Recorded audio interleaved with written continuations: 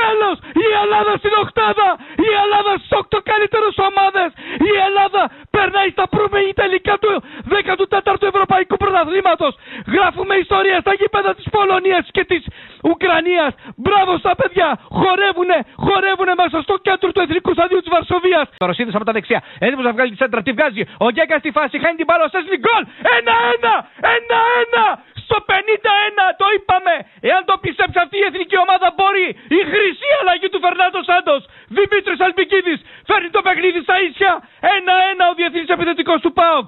Είπαμε ήταν κρίμα και άδικο που η εθνική ομάδα βρέθηκε πίσω στο σκορ. Αυτή η εθνική ομάδα μπορούσε και τα καταφέρνει αυτή τη στιγμή με το καλημέρα του δευτέρου ημιχρόνου. Ο Δημήτρης Αλμπικίδης, η χρυσή αλλαγή. 1-1 για την Ελλάδα. Έτσι μπράβο, πάμε δυνατά και όλα μπορούν να γίνουνε όπως το 2004. 1-1 και με 10 παίκτες η Ελλάδα ισοφαρίζει. Μεγάλη φάση για την εθνική μας ομάδα ποδοσφαίρου.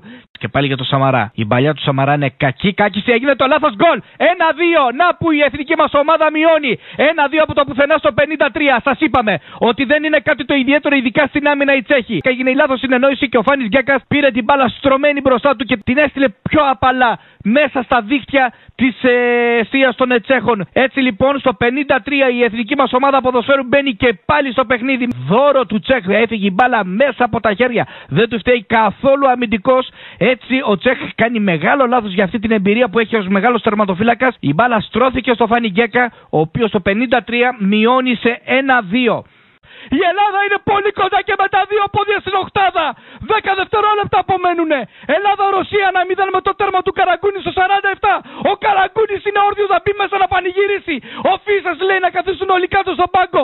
Όλοι όρθιοι είμαστε κοντά στο να πανηγυρίσουμε μια μεγάλη πρόκριση. Ο Σιβάκης επαναφέρει. Ναι, τέλος, η Ελλάδα στην οκτάδα. Η Ελλάδα στις 8 καλύτερες ομάδες. Η Ελλάδα περνάει στα προμηνή τελικά του 14ου Ευρωπαϊκού Πρωταθλήματος. Γράφουμε ιστορία στα γήπεδα της Πολωνίας και της Ουκρανίας. Μπράβο στα παιδιά, χορεύουνε μέσα στο κέντρο του Εθνικού Σταδίου της Βαρσοβίας. Γράφουμε ιστορία, κανείς δεν το πίστευε.